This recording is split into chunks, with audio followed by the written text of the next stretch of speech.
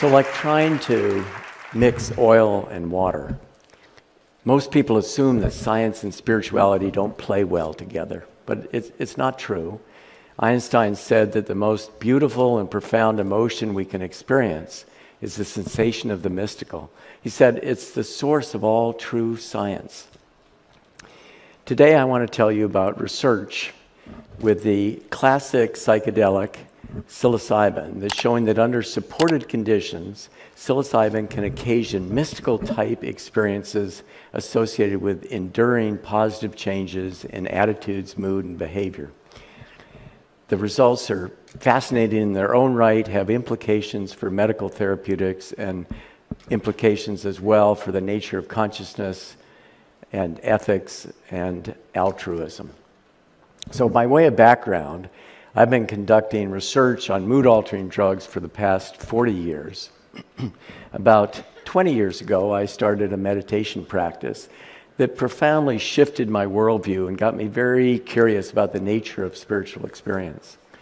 I became reacquainted with research conducted mostly in the 1950s and 60s, showing that under some conditions, classic hallucinogens like psilocybin could occasion mystical experiences that look very much like those that occur naturally and that have been reported by mystics throughout the ages. I became interested in psilocybin. Psilocybin is the principal psychoactive component of the psilocybe genus of mushroom. Psilocybin in the form of these mushrooms have been used for hundreds, possibly thousands of years within various cultures for healing and spiritual purposes. Well, while I was interested in studying psilocybin, research with this whole class of compounds had been blocked for decades because the risks, which are real, but they're manageable, were thought to totally outweigh the benefits. So it seemed like a long shot at the time, but my colleagues and I sought and ultimately obtained approval to administer psilocybin to healthy volunteers who had never before had an experience with this class of drugs. And as I'll show you, the results were life-changing for many of those participants and turned out to be career-changing for me because psilocybin has become one principal focus of my research program. So what I want to do today is tell you about the Johns Hopkins Psilocybin Research Project. It's in its 15th year. We've given psilocybin to about 250 volunteers, over 600 sessions.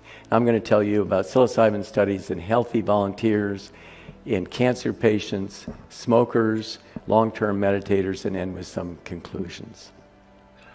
So we've conducted 3 rigorous double-blind studies in healthy volunteers. We've looked at dose effects. We've added controls for expectancy kinds of things. These sessions for these studies are held in a living room-like environment. Before the first session, volunteers develop a trusting relationship with our session monitors, which reduces adverse effects of psilocybin. On session days, volunteers come in, they swallow a capsule. They're encouraged to lay on a couch, use eye mask and headphones through which they listen to a musical program and direct their attention inward. If fear or anxiety arise, then the monitors are there to provide reassurance. So, not surprisingly, a high dose of psilocybin under these conditions produces hallucinogen-like effects. So there are perceptual changes like visual illusions, there's greater emotionality like increased sense of joy, less frequently fear, and there are cognitive changes.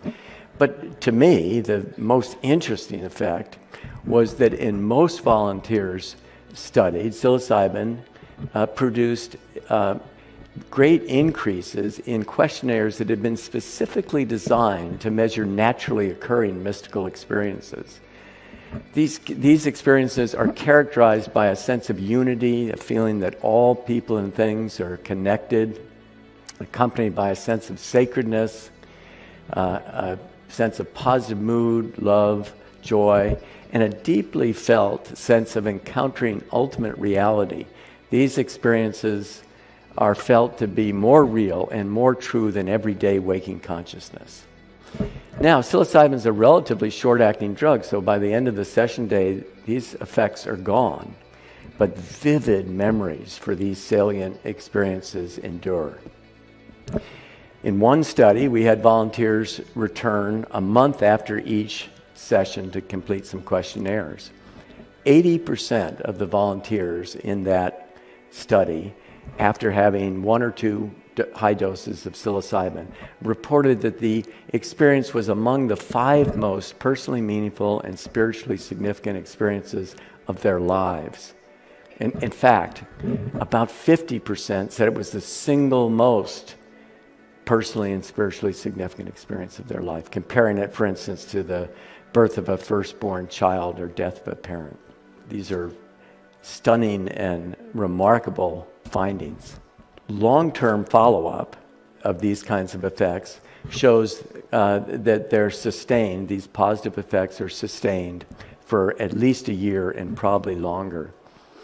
And it wasn't just the volunteers who reported these effects. We did structured interviews with friends, family members, and colleagues at work. And this statistically verified the volunteers' reports. So we've continued this whole line of research over the last several years and studied other populations, the first of which are psychologically distressed cancer patients. So we've recently completed a study in 51 cancer patients with life-threatening cancer diagnosis who met clinical criteria for having a depression or anxiety disorder.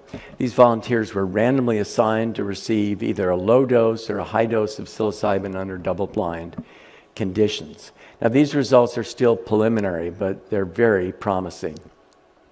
And what this graphic shows is the percentage of volunteers showing clinically significant improvement in depressed mood.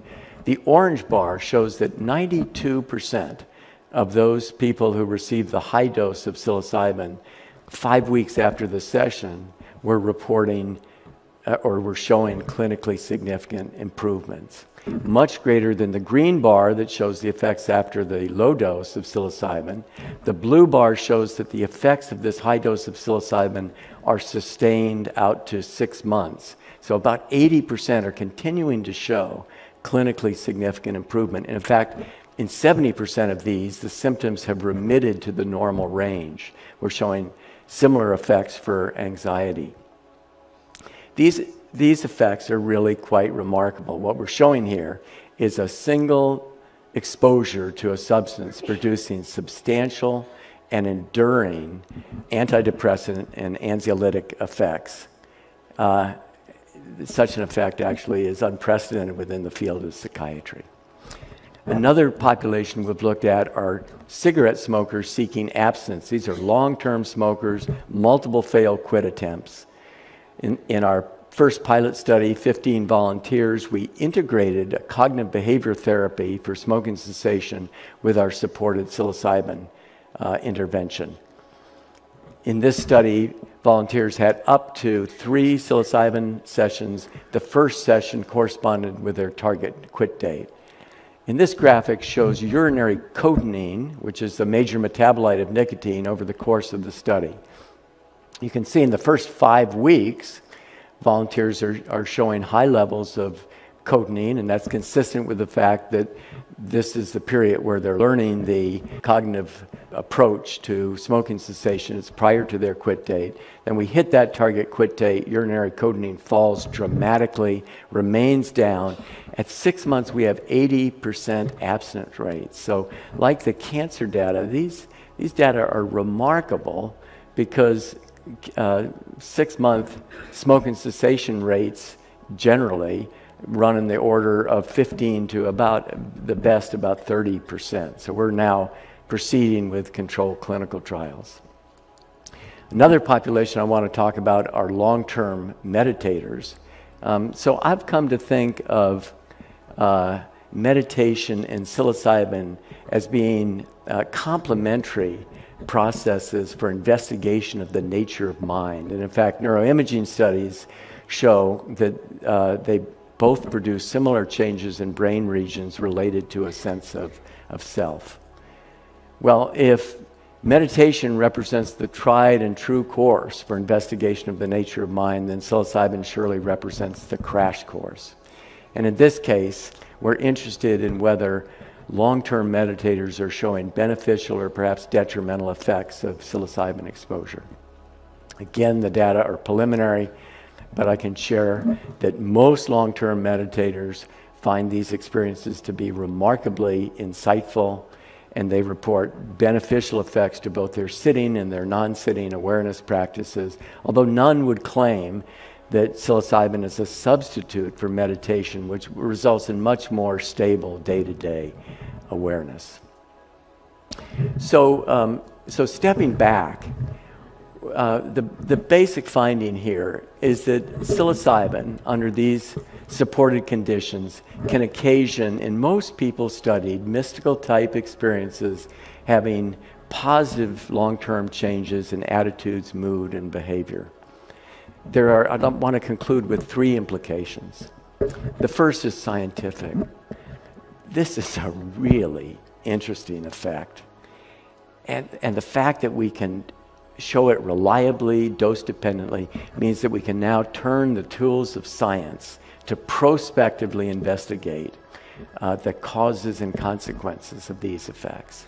We can look at things like neural brain mechanisms and the effects, for instance, of genetics or personality or expectation on these effects. The second implication is medical therapeutics.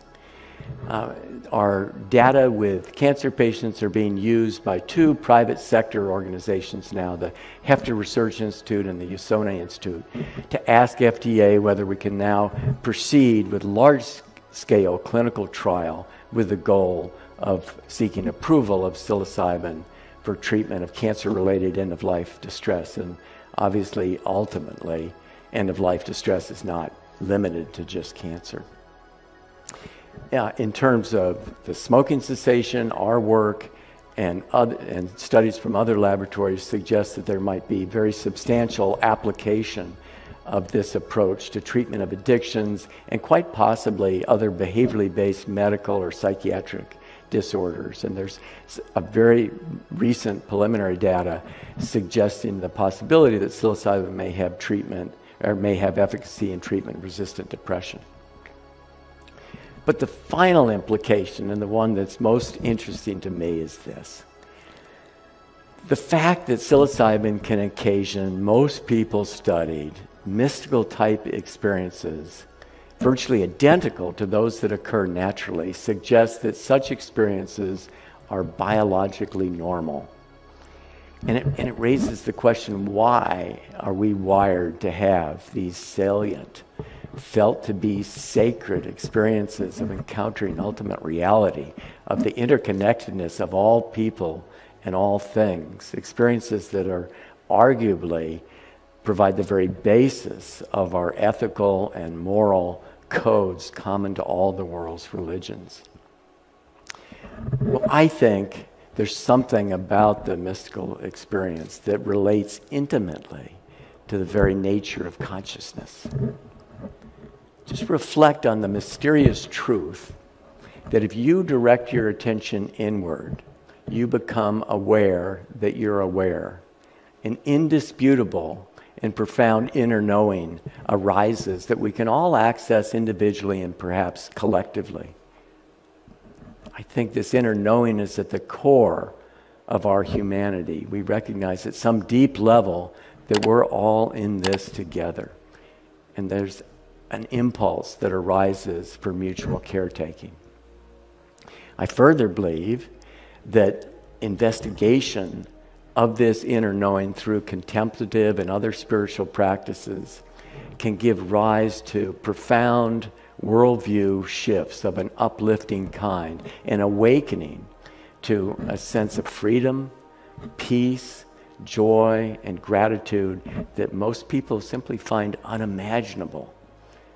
Excitingly, exploration of the psilocybin occasioned mystical experience seems to provide a model system for rigorous and prospective investigation of these awakening experiences. Further research will surely reveal underlying biological mechanisms of action, will likely result in an array of therapeutic applications. And more importantly, because such experiences are foundationally related to our moral and our ethical understandings, further research may ultimately prove to be crucial to the very survival of our species. Thank you.